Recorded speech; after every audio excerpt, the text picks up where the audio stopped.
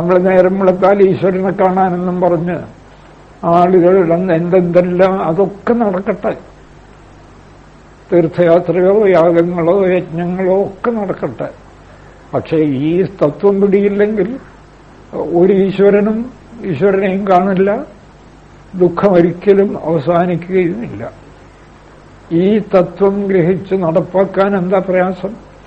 ഗുരുദേവൻ പറയുന്ന സമയെ അംഗീകരിക്കൂ ജീവിതത്തിൽ, വിദ്യയെ. അപ്പോ വിരതിവര വിഷമാവിശേഷം ഒന്നിത്തരം ഇവ രണ്ടു വിധത്തിലായിടുന്നു. ഇങ്ങനെ ശക്തി രണ്ടു വിധം. ഇതിൽ മനസ്സിലാക്കാൻ കൂടുതലൊന്നുമില്ല. സമ അന്യ, പലതുണ്ടെന്ന് തോന്നിപ്പിക്കുന്നത് അന്യ, ഒന്നേ ഉള്ളൂ എന്നുറപ്പിക്കുന്നത് സമ. ഒന്നേ ഉള്ളൂ എന്ന ആളിന്റെ മുമ്പിൽ ഏത് ദൃശ്യം വന്നാലും ഇത് ബ്രഹ്മം രണ്ട് പദം ഉപയോഗിച്ചാണ് നമ്മൾ വസ്തുക്കളെ വിവരിക്കാറ്. അതിന്റെ പേരും അതിനു മുൻപൊരു ഇതം, സംസ്കൃതത്തിൽ ഇതം എന്ന് പറയും. അപ്പോ ഈ ആ കാഴ്ചകളിലെല്ലാം പൊതുവെ അടങ്ങുന്ന സത്യത്തെയാണ് സൂചിപ്പിക്കുന്നത്. ഇതെന്ന് വെച്ചാൽ ഈ സ്വർണത്തിൽ ഇത് അറിയുന്നില്ല. ഇത് വള എന്ന് പറയുമ്പോഴും ഇത് എന്ന് പറയുന്നത് സ്വർണത്തെയാണ് ഉദ്ദേശിക്കുന്നത്. സ്വർണം വളയായി ഇരിക്കുന്നു. അതുപോലെ ബോധം ബ്രഹ്മം ആണ്. അമീബ ഇത് ബ്രഹ്മം എന്നുറപ്പിക്കാൻ കഴിഞ്ഞാൽ അതാണ് സമയിലും 40ാമത്തെ പദ്യം, സമയിലും അന്യയിലും സദാപി വന്നിങ്ങമരുവതുണ്ട് അതതിൻ വിശേഷശക്തി. അമിതയതാകിലും ആകെ രണ്ടിവറ്റിൻ കലയാൽ അഖിലം പ്രമേയമാകും. സമയിലും അന്യയിലും എന്ന് പറഞ്ഞാൽ സമയെ ആശ്രയിക്കുന്ന ബുദ്ധിയിലും അന്യയെ ആശ്രയിക്കുന്ന ബുദ്ധിയിലും സദാവി എപ്പോഴും അതതിന്റെ വിശേഷശക്തി പ്രകടമാവും. അന്യയുടെ വിശേഷശക്തി പ്രത്യേകം കാണിക്കുക. എന്ത് കണ്ടാലും അന്യയെ ആശ്രയിക്കുന്ന ബുദ്ധി അതിന്റെ വിശേഷം. കാണുന്നതിൽ തന്നെ വീണ്ടും ബഹുത്വം.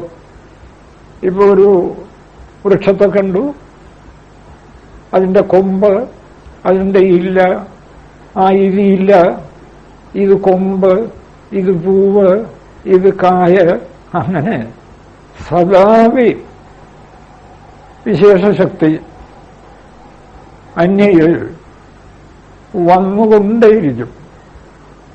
ഇതൊന്നും മനസ്സിലാക്കേണ്ടെന്നല്ല, വ്യവഹാരത്തിനു വേണ്ടി ഒക്കെ അങ്ങനെ ആയിക്കോളൂ. പക്ഷെ സത്യം കൂടെ ഓർമ്മിച്ചോളൂ. അപ്പോ വ്യവഹാരം സുഖപ്രദമാവും. അതല്ലെങ്കിൽ ഓരോന്നും കാണുമ്പോൾ രാഗദ്വേഷം, ഇതെനിക്കിഷ്ടം, ഇത് ഞാൻ മറ്റാർക്കും കൊടുക്കില്ല, ഇതെടുക്കാൻ വരുന്നവനെ ഞാൻ തകർക്കും. ഈ ലോകത്ത് കാണുന്ന കാര്യങ്ങൾ മുഴുവൻ അതാണ്.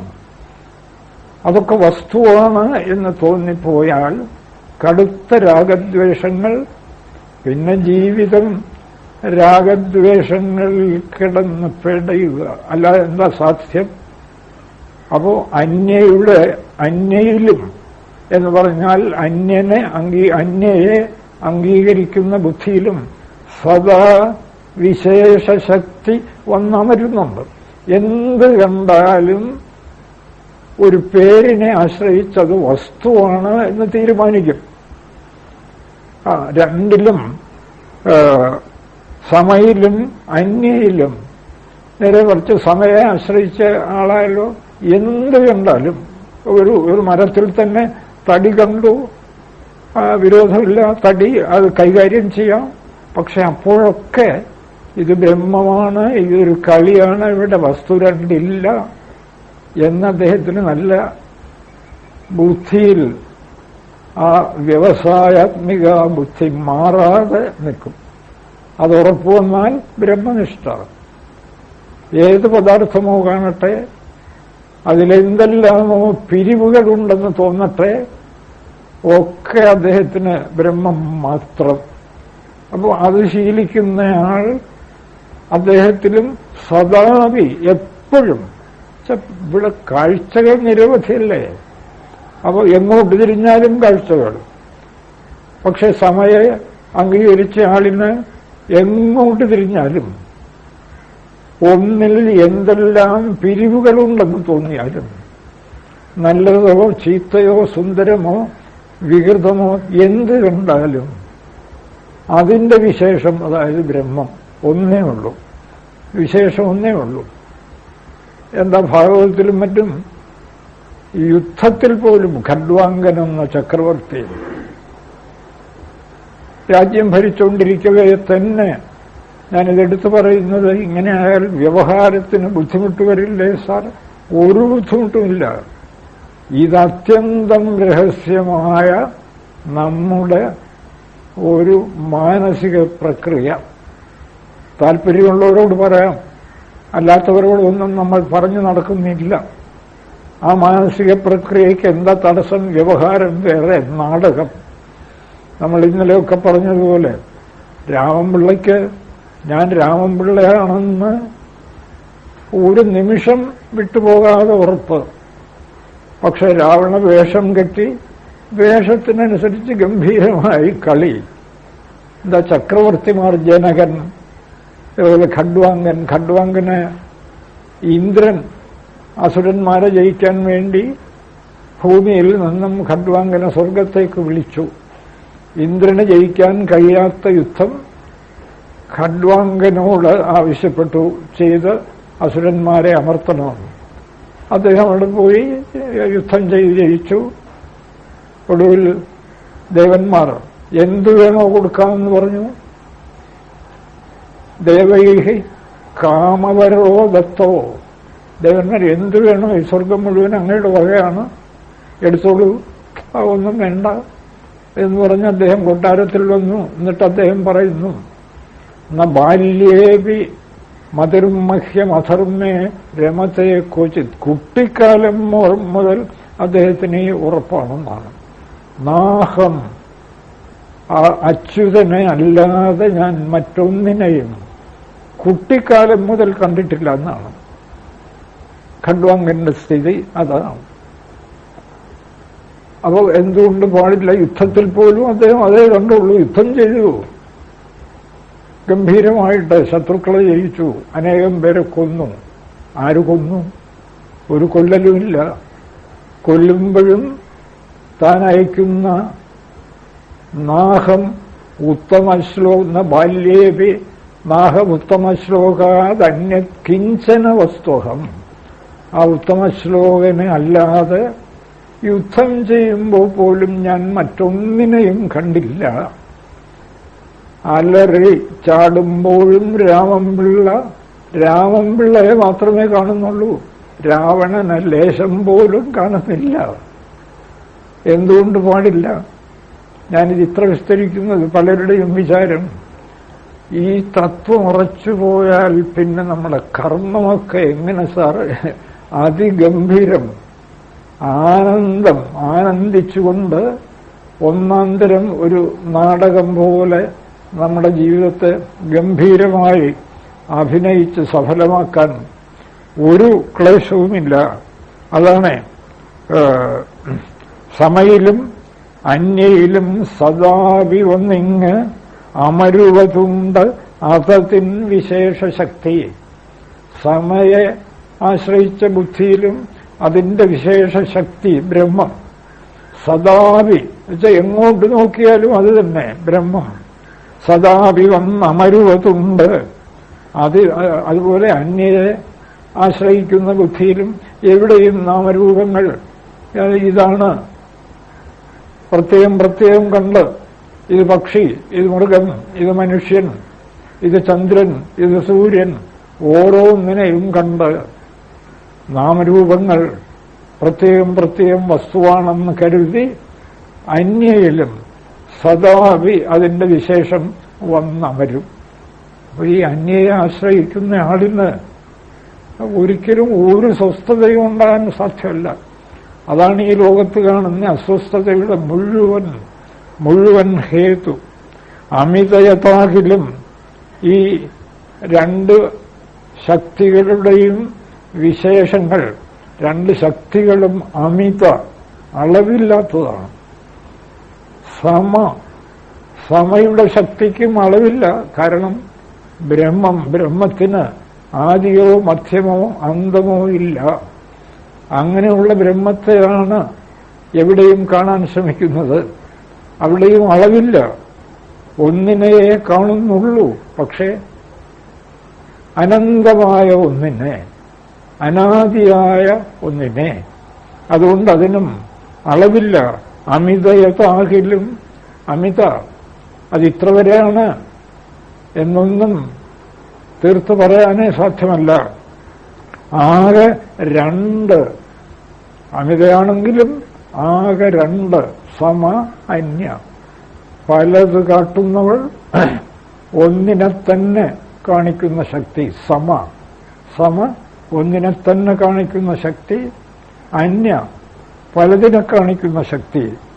രണ്ട്, ഇവറ്റിൻ ഭ്രമകലയാൽ ഈ രണ്ടും കൂടെ ചേർന്നുണ്ടാക്കുന്ന ഭ്രമ സൃഷ്ടി. രണ്ടും ഉണ്ടാക്കുന്നത് ഭ്രമസൃഷ്ടിയാണ്. അല്ല, ബ്രഹ്മത്തെ കാണിക്കുന്നതും ഭ്രമസൃഷ്ടിയാണോ സാർ? അത് ഉറപ്പ് വരുന്നത് വരെ അതും സാപേക്ഷമാണ്. അവിദ്യയെ കൂടെ മുമ്പിൽ കണ്ടുകൊണ്ടാണ് വിദ്യയെ ആശ്രയിച്ച് ഇത് ബ്രഹ്മം എന്ന് ഉറപ്പിക്കാൻ ശ്രമിക്കുന്നത്. ഉറപ്പിച്ചു കഴിഞ്ഞാൽ പിന്നെ രണ്ടില്ലല്ലോ. ഉറപ്പിച്ചു കഴിഞ്ഞാൽ ഭ്രമമല്ല.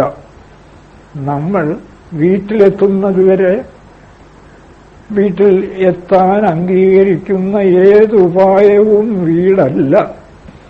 അതിപ്പോ വിമാനത്തിൽ പോയാലും അത് വീടല്ല. വീട്ടിൽ കയറിക്കഴിഞ്ഞാൽ ഈ ഉപായമൊന്നും ആവശ്യവുമില്ല. സമയും അന്യയും ഉപായമാണ്. വിദ്യയും അവിദ്യയും രണ്ടും ഉപായമാണ്. അതുകൊണ്ട് രണ്ടും ഭ്രമം തന്നെയാണ്. അതാണ് ഈ രണ്ടിന്റെയും ഭ്രമകലയാൽ അഖിലം പ്രമേയമാകും. ഈ ജഗത്തായി കാണുന്ന കാഴ്ചയുടെ അഖിലം, സത്യവും കള്ളവും ഒക്കെ നല്ലവണ്ണം പിടികിട്ടും ഈ രണ്ട് ശക്തികളെയും മനസ്സിലാക്കിയാൽ. ഒന്ന് ഭ്രമമുളവാക്കുന്ന ശക്തി, മറ്റേത് വസ്തുവിനെ കാട്ടിത്തരുന്ന ശക്തി. വസ്തു പൂർണ്ണമായി കണ്ടു കഴിഞ്ഞാൽ പിന്നെ ശക്തിയുടെ ആവശ്യമില്ല. അതുവരെ ആ ശക്തിയും ഉപായമാണ്. ഉപായമായതുകൊണ്ട് അത് ഭ്രമകല തന്നെയാണ്.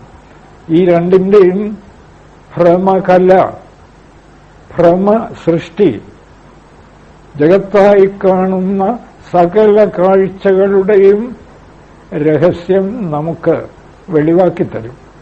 എല്ലാം ഈ രണ്ട് ശക്തികളെ ആശ്രയിച്ച് രൂപം കൊള്ളുന്നവ. സത്യവും അസത്യവും ഈ രണ്ട് ശക്തികളെയും ആശ്രയിച്ച് രൂപം കൊള്ളുന്നു. സമയെ ആശ്രയിച്ച് സത്യം ബോധ്യപ്പെടുന്നു. വിഷമയെ അഥവാ അന്യയെ, അന്യയ്ക്ക് വിഷമ എന്നും പറയാം, അന്യയെ ആശ്രയിച്ച് ഭ്രമം രൂപം കൊള്ളുന്നു. അങ്ങനെ ഈ രണ്ടിന്റെയും ആശ്രയത്തോടുകൂടി ജഗത്തായി കാണപ്പെടുന്ന കാഴ്ചയിലെ സകലതും രൂപം കൊള്ളുന്നു. നല്ലതും ചീത്തയും, ധർമ്മവും അധർമ്മവും, ഗുണവും ദോഷവും എല്ലാം രൂപം കൊള്ളുന്നു. സമയിലും അന്യയിലും സദാവി വന്നിങ്ങമരുവതുണ്ട് അതിൻ വിശേഷശക്തി. അമിതയതാകിലും ആകെ രണ്ട് ഇവറ്റിൻ ഭ്രമകലയാൽ. ഭ്രമകല, ഭ്രമസൃഷ്ടി. കല എന്ന് വെച്ചാൽ സൃഷ്ടി. ഒന്ന് സത്യത്തെ സൃഷ്ടിക്കുന്നു, സത്യത്തിലെത്തുന്നതുവരെ സത്യത്തെ സൃഷ്ടിക്കുന്നു എന്ന് വെച്ചാൽ കൂടുതൽ കൂടുതൽ ബോധ്യപ്പെടുത്തുന്നു, കൂടുതൽ കൂടുതൽ ബോധ്യപ്പെടുത്തുന്നു. അവിടെ എത്തിക്കഴിഞ്ഞാൽ പിന്നെ ആ ബോധ്യപ്പെടലിന്റെ ആവശ്യമില്ല. ഭ്രമകലയാൽ അഖിലം പ്രമേയമാകും.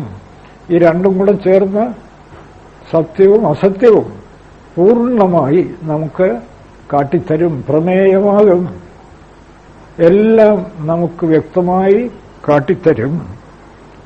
ഇനി ഗുരുദേവൻ അല്പം ഒന്ന് വിശദമാക്കുകയാണ്. അന്യയുടെ വിശേഷം, സമയുടെ വിശേഷം, അനുഭവത്തിൽ ഇതെങ്ങനെ? അതാണ് 41-ാം പദ്യം. ഇത് കുളം. നമ്മളൊരു കുളത്തെ കണ്ടിട്ട് എന്താ ഇത് കുളം എന്ന് പറയുന്നു. ഇത് കുളം എന്നതിൽ ആദ്യമാം ഇതെന്നുള്ളത് വിഷമാ. അതിൽ ആദ്യം പറയുന്ന ഇത് എന്ന ശബ്ദം വിഷമാ.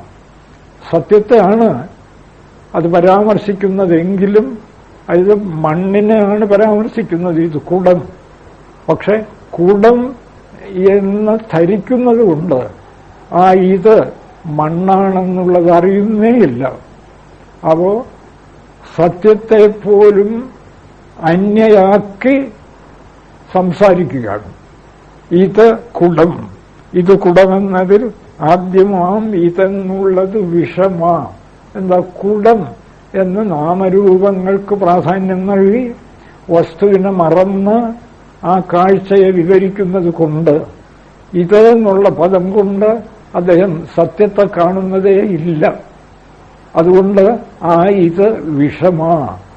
അത് കൂടുതൽ കൂടുതൽ അനന്തപദാർത്ഥങ്ങളെ കാട്ടിഭ്രമിപ്പിക്കാനിടയാക്കുന്ന അവിദ്യ, അന്യ. ഇത് കുടമെന്നതിൽ ഒക്കെ വളരെ ലളിതം. നമുക്ക് കാര്യം പിടികിട്ടിയാൽ ഈ പദ്യങ്ങളൊക്കെ വളരെ ലളിതം.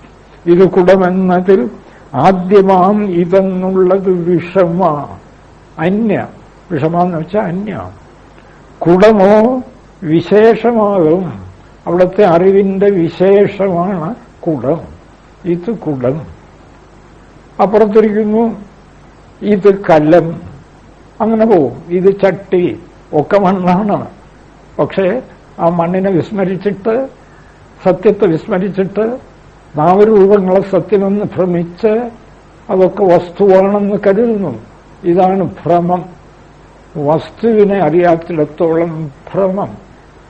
വസ്തുശക്തി തന്നെ ഈ ഭ്രമത്തെയും ഉളവാക്കുന്നത്. ഇത് കുടം എന്നതിൽ ആദ്യമാം ഇതെന്നുള്ളത് വിഷമാ. കുടമോ വിശേഷമാകും. ഒക്കെ സ്പഷ്ടം. ഇവിടെ അസ്പഷ്ടമായ ഒന്നും തന്നെ ഇല്ല. മതി മുതലായ മഹേന്ദ്രജാലം ഉണ്ടാവത്തിന് ഇത് താൻ കരുവെന്നു കണ്ടിടേണം. ബുദ്ധി തുടങ്ങിയ മഹേന്ദ്രജാലം. ബുദ്ധി, പ്രാണൻ, അഹങ്കാരം, മനസ്സ്, ഇന്ദ്രിയങ്ങൾ, ശരീരം, ജഗത്ത്, ഇവ ക്രമമായിട്ടുണ്ടാവുക. ബോധത്തിൽ നിന്നും പ്രാണൻ രൂപപ്പെട്ടു. മതി എന്നുള്ളത് അതൊക്കെ ഉൾക്കൊള്ളുന്നു. മതി ബുദ്ധി. ബുദ്ധി തുടങ്ങിയ ഇന്ദ്രജാലം. പ്രാണൻ. പ്രാണൻ എന്ന ഒരു രൂപവും പ്രാണൻ എന്ന പേരും ബോധത്തിൽ ആവിർഭവിച്ചു. ബോധത്തിലല്ലാതെ എവിടെ ആവിർഭവിക്കുക? ബോധമാണ് വസ്തു. സത്യമറിയാവുന്ന ഒരാൾക്ക്, അതായത് സമയെ ആശ്രയിക്കുന്നയാൾക്ക് പ്രാണൻ ബ്രഹ്മം. ഇപ്പുറത്ത് അഹങ്കാരം ബ്രഹ്മം. അഹങ്കാരം എന്നൊരു വസ്തുവില്ല. ഒരു രൂപം, ഒരു പേര്. ഇന്ദ്രിയങ്ങൾ ബ്രഹ്മം. ശരീരം ബ്രഹ്മം. അത് സമ. സമതൻ വിശേഷം ഏകം. ജഗത്ത് ബ്രഹ്മം. ചിതിഹാസ്തിഹ. ഇവിടെ ചിത്തയേ ഉള്ളൂ, അല്ലാതെ മറ്റൊന്നുമില്ല. നേരെ മറിച്ച് വിഷമയെ, അന്യയെ ആശ്രയിക്കുന്ന ആൾക്ക് പ്രാണൻ ബോധത്തിൽ നിന്ന് വരുന്നതാണെന്ന് പോലും അയാൾ ചിന്തിക്കുന്നില്ല. പ്രാണൻ എന്ന രൂപവും പ്രാണൻ എന്ന പേരും വന്നു. അതൊരു പുതിയ വസ്തുവായി അങ്ങോട്ട് തീരുമാനിച്ചു. ഇതാണ് പ്രാണൻ. അല്പം അങ്ങോട്ട് പോയി ഞാനെന്ന അഹങ്കാരം രൂപം കൊണ്ടു. അപ്പോ ഒരു രൂപവും ഒരു അഹങ്കാരം എന്ന പേരും ഇത് അഹങ്കാരം, ഇത് പ്രാണൻ. കേട്ടോ, ഇത് അഹങ്കാരം. വിചാരങ്ങളും വികാരങ്ങളും രൂപം കൊണ്ടും ഒക്കെ ബോധത്തിൽ നിന്നാണ്. ഏതുപോലെ ഒരു സ്വർണ്ണപ്പണിക്കാരൻ സ്വർണമെടുത്തു, മാല ഉണ്ടാക്കണം. ആദ്യമായി അത് തകടാക്കി. ഇത് തകട്. അങ്ങനെ തകടെന്നൊരു പുതിയ വസ്തുവില്ല. തകട് സ്വർണത്തിന്റെ ഒരു രൂപം, അതിന് തകടെന്ന പേര്. വസ്തു സ്വർണം. തകടാവുമ്പോഴും വസ്തു സ്വർണം മാത്രം. കുറച്ചു കഴിഞ്ഞ് തകടിനെ കമ്പിയാക്കി. ഇത് കമ്പി. അങ്ങനൊരു വസ്തുവില്ല. സ്വർണം അറിയാവുന്ന ആൾക്ക്, അല്ലെങ്കിൽ സ്വർണ്ണപ്പണിക്കാരന് നല്ല ഉറപ്പുണ്ട്. ഇത് സ്വർണം, ഇത് സ്വർണം. കമ്പിമാലയായി, ഇത് സ്വർണം. കുറച്ചു കഴിഞ്ഞത് വളയായി, ഇത് സ്വർണം. നേരെ മറിച്ച് സാധാരണ ദൃഷ്ടിക്ക് ഇത് തകട്, ഇത് കമ്പി, ഇത് മാല, എന്നിങ്ങനെ വേർതിരിഞ്ഞ് വസ്തു പുതിയതായി ഉണ്ടാകുന്നു തോന്നും. ഇതുപോലെയാണ് ബോധത്തിൽ പ്രാണൻ. സ്വർണത്തിൽ തകട് രൂപപ്പെടും പോലെ പ്രാണൻ ബോധമല്ലാതെ ലേശം പോലും മറ്റൊരു വസ്തുവില്ല. ബോധത്തിൽ മരുഭൂമിയിൽ കാനൽ ജലം കാണും പോലെ പ്രാണൻ കാണുന്നു. ബോധമല്ലാതെ അണുപോലും മറ്റൊരു വസ്തുവില്ല.